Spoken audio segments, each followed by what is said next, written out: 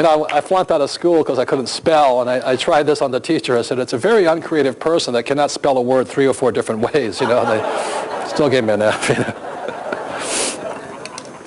And if you teach a person to fish, you feed them for what? Life. And that's from Sunday school. But because our school system is not teaching anybody to fish, what happens is the capitalists of the world come out and they're selling people fish. Those are financial planners, stockbrokers, real estate brokers, you know, and everybody's got to make a living. But if you look at the word sell fish,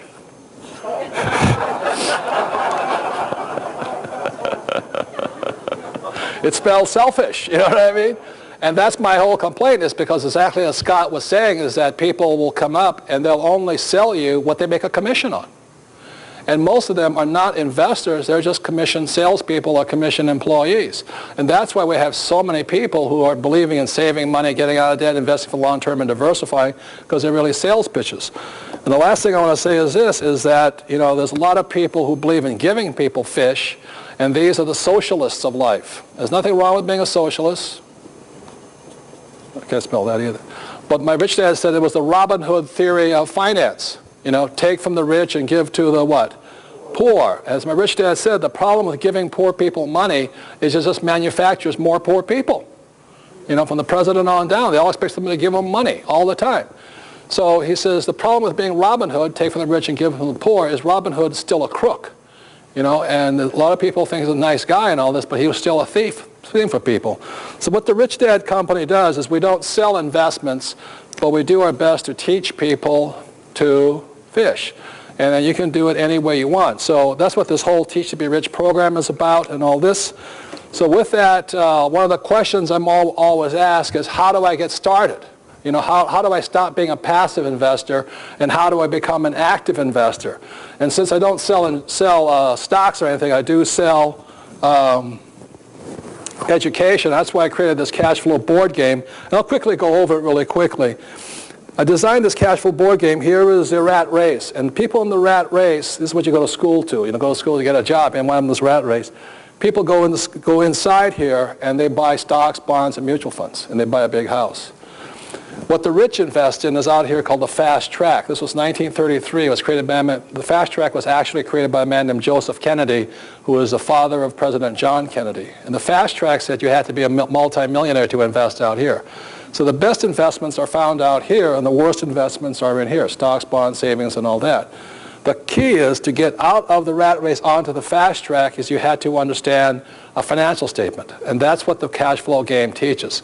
So one of the keys of getting from the rat race to the fast track is, in many ways, this is the financial statement from the cash flow board game, and it is the only game in the world that teaches people the fundamentals of accounting: income, expense, assets, liability, and the statement of cash flow.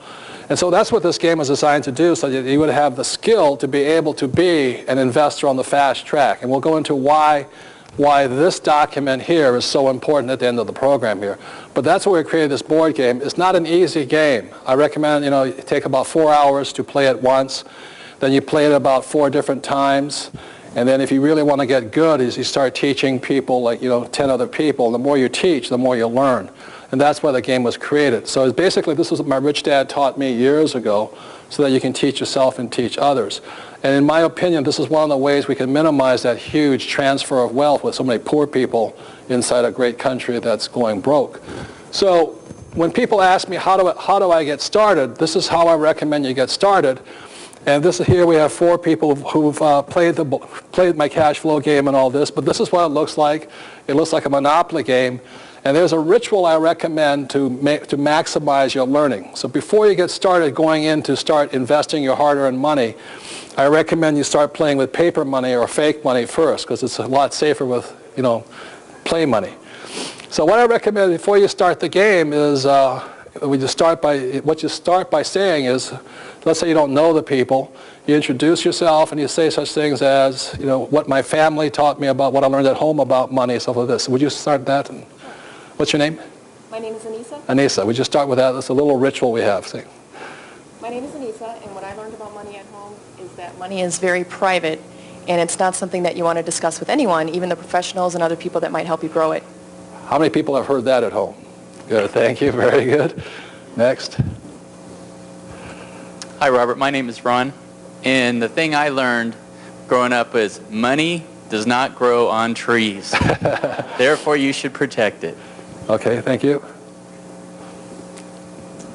My name is Linda Taylor, and what I was taught was basically money doesn't grow on trees. Parents aren't made of money, so you can't afford certain things, so don't How many ask people for were it. taught that you couldn't afford everything you wanted and stuff like that? Okay, thank you. Hi, my name is John, and one of the things I learned from my grandparents who lived through the Depression was that you could count on pensions and you could count on Social Security. How many people ever heard the same thing at your homes too? Good, thank you. That was my home because my parents went through the Depression.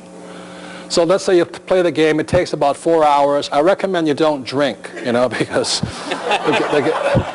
or do other strange hallucinogenics and things like this, because this is not so much about fun. It is a fun game, but it's really to enhance your learning and your financial IQ here. So once the game is over, take about 4 hours. Then I ask you to complete the game by saying something such as, what I learned from this game is tonight, or when I played it, or how this applies to my life is. So the game has to affect some part of your life now.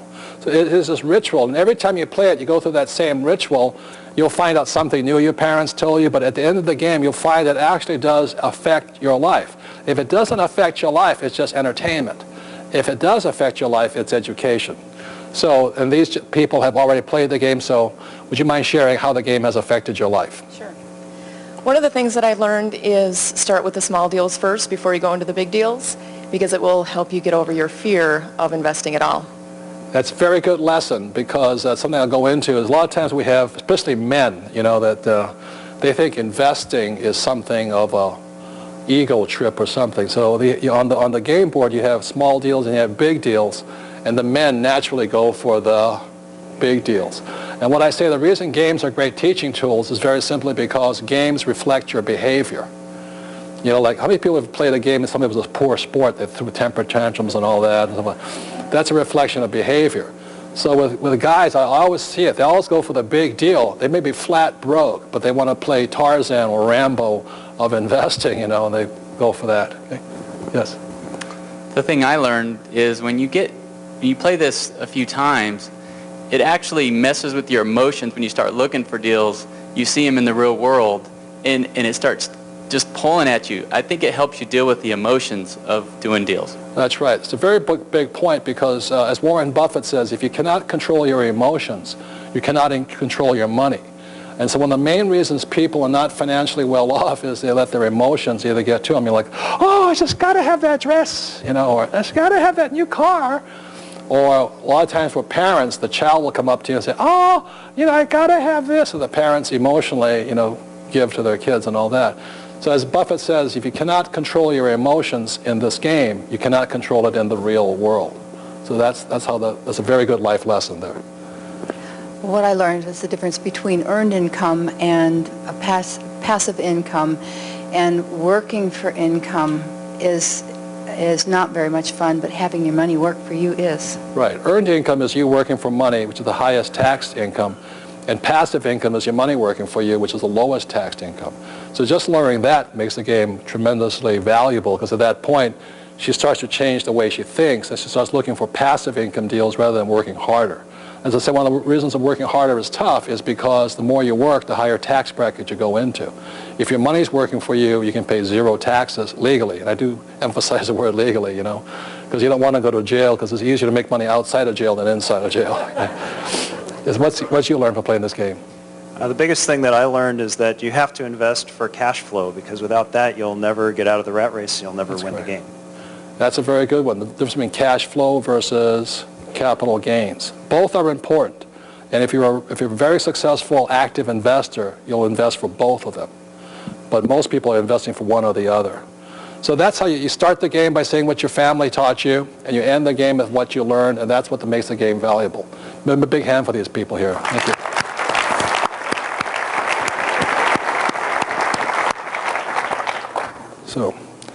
So in moving on, I'd like to bring up my partner here. She's also my co-author, and that's Sharon Lecter. Would you please, big hand for Sharon, please? Now, I want to give credit where credit's due. Is when I turned Rich Dad, Poor Dad over to her, it was about 350 pages of swear words. And Sharon is the A student and I am the F student. Okay, so that's why we work as a great partnership here.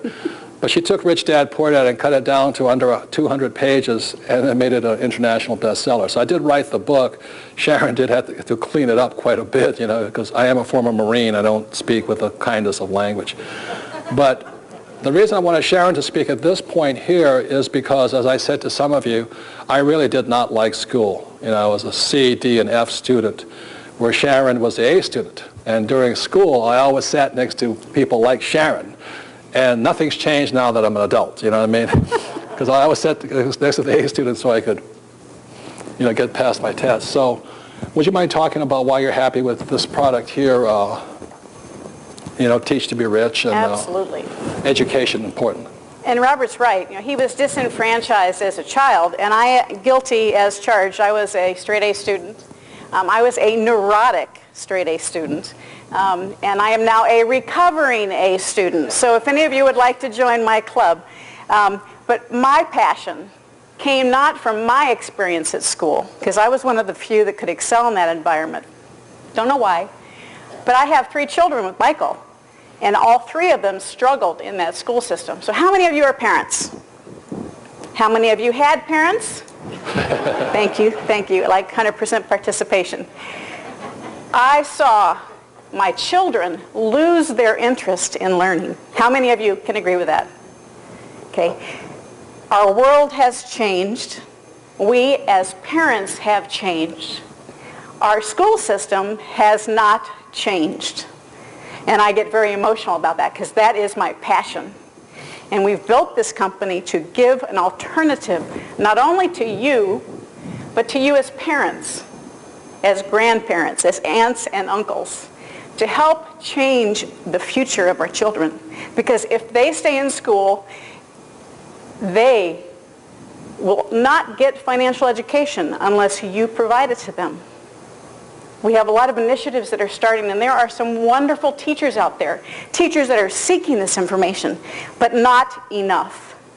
And as parents, we didn't do what we needed to with our children, and I want to make sure the information is there for you as parents to provide a valid future for your kids.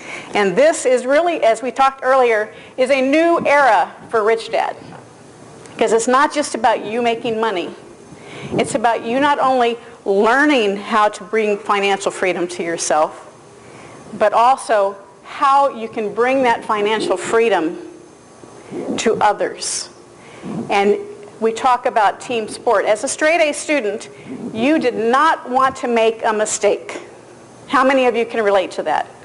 The fear of failure. Even if I made it, I wouldn't admit it. How many of you are guilty of that? You know, I'll find an excuse and justify it any way I can because I want to be right. That was pounded into me. But I also learned in school that you had to go it alone.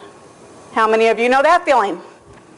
You have to do it by yourself. That's what we teach our children.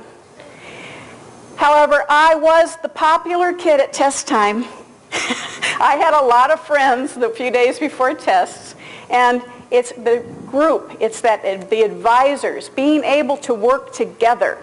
And this information helps you, gives you the type of education that you've heard today from Robert, and you're going to continue hearing it, about why straight A students aren't all rich. I love the section that says, don't teach pigs to sing. What she's talking about here is this, is I would not have written a book on education if it wasn't fun. And I wanted to make it really fun, but also you have to be very careful on who you taught. So that's why I said don't teach pigs to sing, because how many people have ever tried to teach something to somebody when they didn't want to learn it? You know, it's really frustrating, it's demoralizing. That's why I have that. But make it also fun, you know? Absolutely. And I just want to tell a quick story because we have so much more to share with you. But the game that you just saw these people play, I had the honor of coming to the first beta test when it was drawn on a piece of paper, and actually Robert will show it to you a little later, with my daughter who was 19 at the time. And we had 3 tables of people playing, and there were some pretty upset people in that room. They were saying everything that was wrong with the game. One of them was my husband. And there were bankers in the room, you know, very frustrated, couldn't get out of the rat race. And I'm sitting next to my daughter at a different table, and she's asking me questions, and I think, gosh, this is really good stuff. And I will admit, as a straight A student, I was the only one that got out of the rat race. I'm kind of proud of that. But we had to leave early that day, because those of you who have teenage daughters, you know what it's like when you say, let's go play a financial board game. But we had another date, so we left, and I thought, this is fabulous. We walk out the door closes, and I'm waiting for my daughter to kind of give me a hard time, because I promised her 2 hours, and we were now 4 hours. She says, Mom, that game was awesome. That game, I learned more in the last 3 hours than I have in the last 3 years of high school.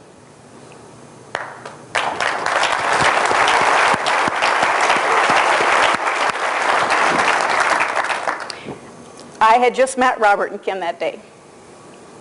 But I had been working with the school systems inside the system, which is frustrating, very frustrating, to get financial education into the school system for about 5 years.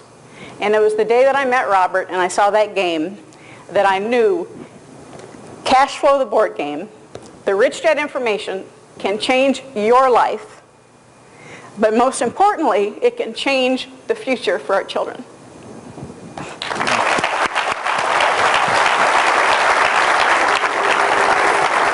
So some of the other titles in education, I've been teaching since 1980 professionally.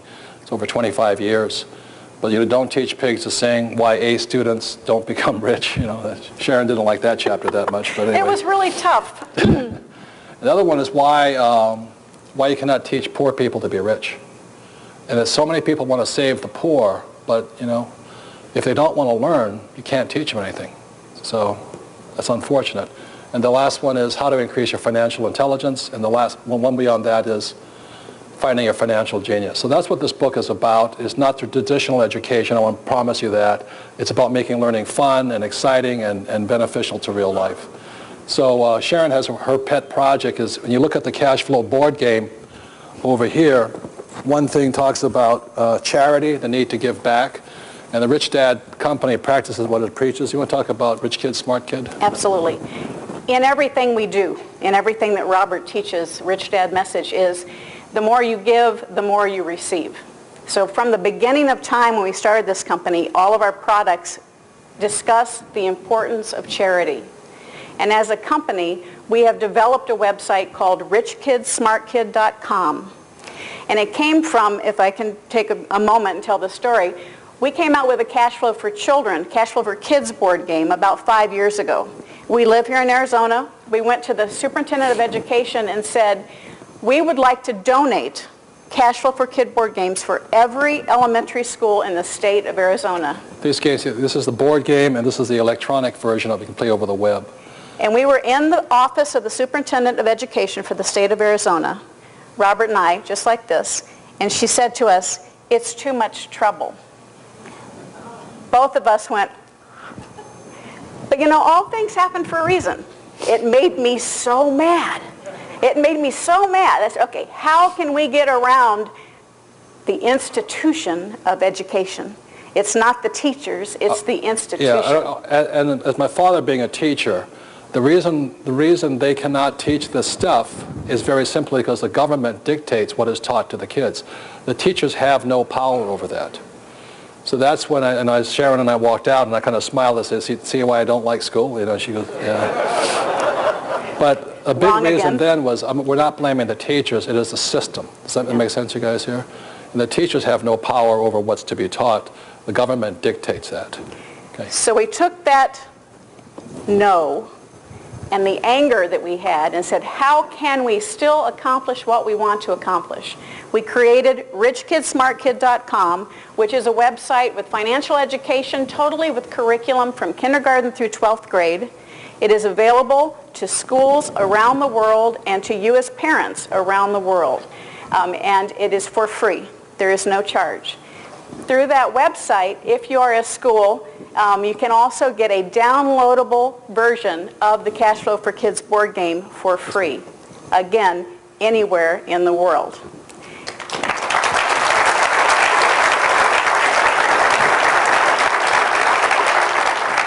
So 15 months after we got a no, through another direction, the electronic website, Rich Kid, Smart Kid, was available to every student in Arizona around the system through their desktops. So we turned it, and then we're able to leverage that and offer it to the world. And I'm very happy to say we've had over 2 million students play Rich Kid, Smart Kid. Yeah.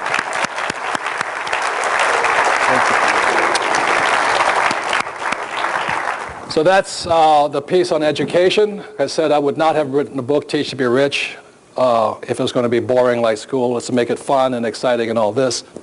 So when we come back, we'll go into how to be an active investor and take control of your investments.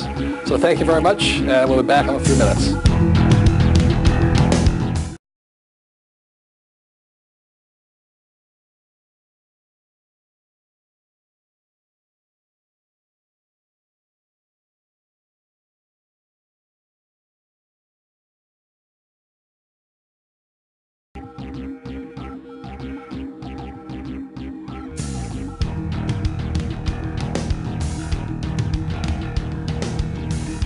Investor, educator, and author Robert Kiyosaki has changed millions of lives all over the world. His book, Rich Dad, Poor Dad, has been on the New York Times bestseller list for over 5 years. We all know that the gap between the haves and the have-nots is growing, and Social Security and Medicare are in a financial mess. And just affording to live is getting expensive. So how does a person get ahead financially? The answer is raising your financial IQ and having your money work for you. Here's Robert Kiyosaki with Rich Dad's Teach to be Rich.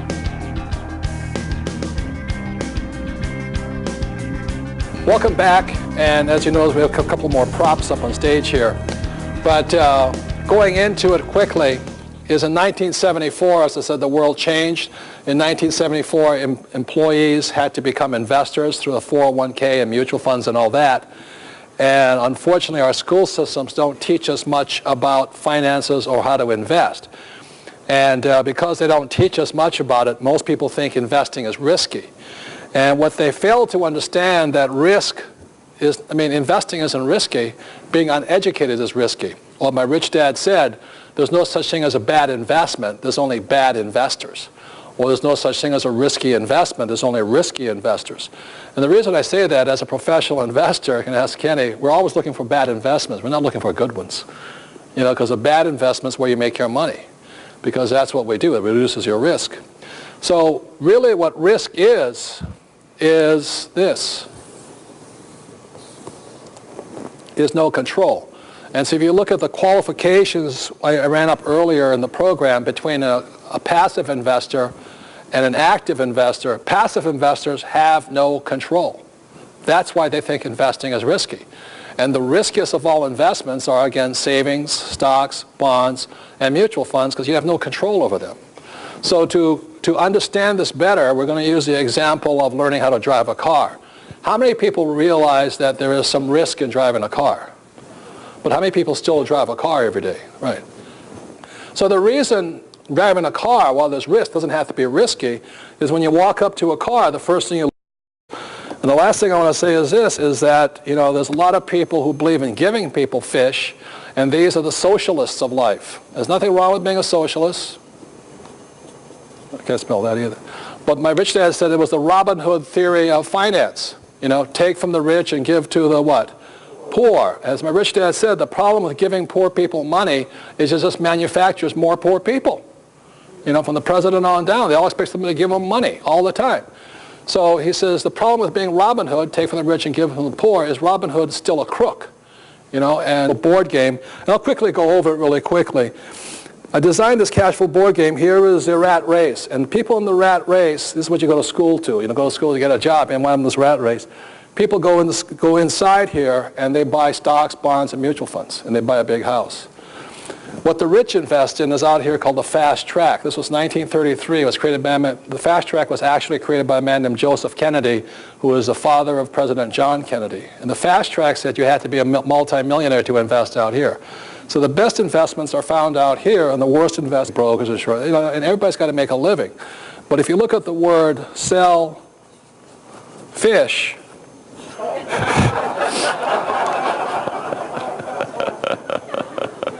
it spells selfish, you know what I mean?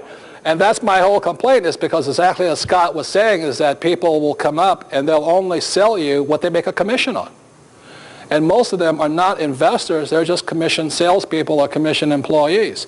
And that's why we have so many people who are believing in saving money, getting out of debt, investing for long-term and diversifying, because they're really sales pitches. And a lot of people think he's a nice guy and all this, but he was still a thief for people. So what the Rich Dad Company does is we don't sell investments, but we do our best to teach people to fish. And then you can do it any way you want. So that's what this whole Teach to Be Rich program is about and all this. So with that, one of the questions I'm always asked is, how do I get started? You know, how do I stop being a passive investor, and how do I become an active investor? And since I don't sell stocks or anything, I do sell education. That's why I created this cash flow.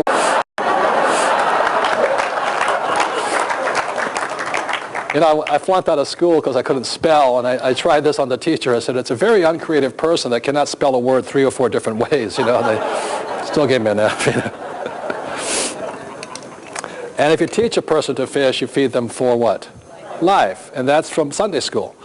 But because our school system is not teaching anybody to fish, what happens is the capitalists of the world come out and they're selling people fish. Those are financial planners, stockbrokers, real estate